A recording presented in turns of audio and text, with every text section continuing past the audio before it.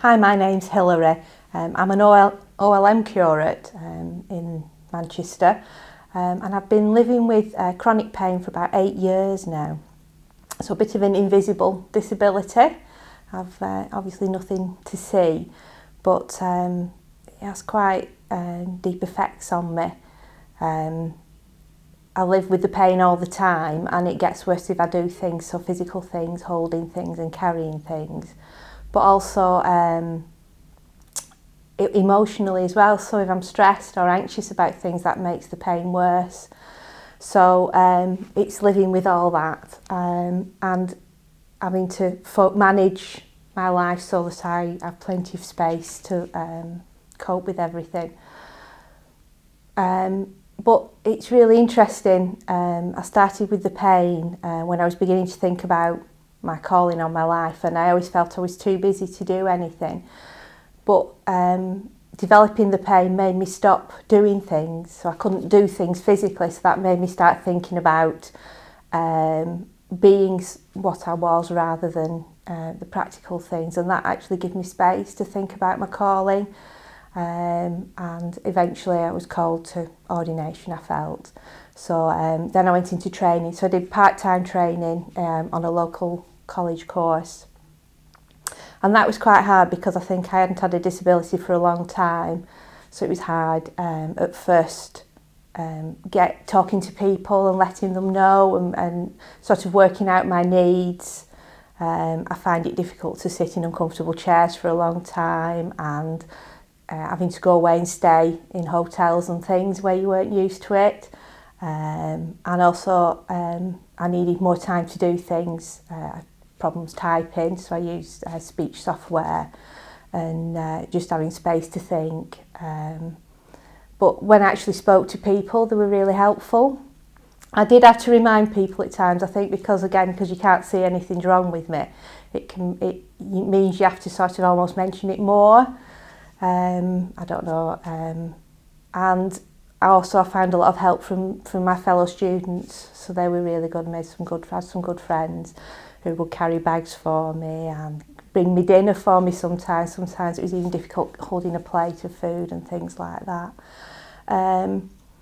But I think it really made a difference in my training. So thinking about what it was to have a disability and to have difficulties. I had hoped because I felt that I'd got this pain, so I felt that God was making me think about what I wanted to do. And when I said yes to ordination, I think I almost hoped that the pain would go away, but it didn't.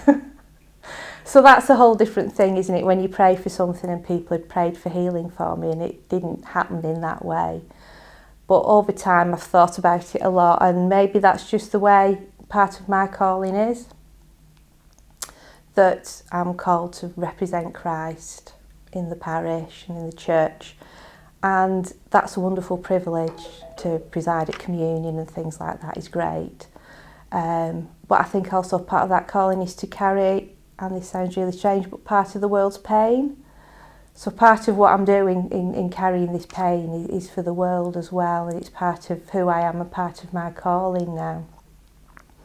But I also know that I need lots of support now, so that I have to rely on God and rely on other people. I'm in parish now. Because I'm OLM, I'm still at the same church I was before training. So a lot of people understood, but they've been really good and supportive, and we've had to tweak how we do some things. Some things we've just got used to now, and I don't even recognise now that adjustments have been made. And they also know when I have a flare up, I'm just open about that I need a break and I need a rest, and perhaps need to ask other people to do things. And everybody's very helpful and kind and do that for me. But that's really hard when you've been independent and used to doing things, to all of a sudden have to ask and to focus. But it also helps you focus on what you should be doing.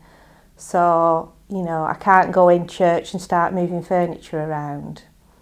Other people have to do that. Well, that's fine, because there's things I'm called to do that are different.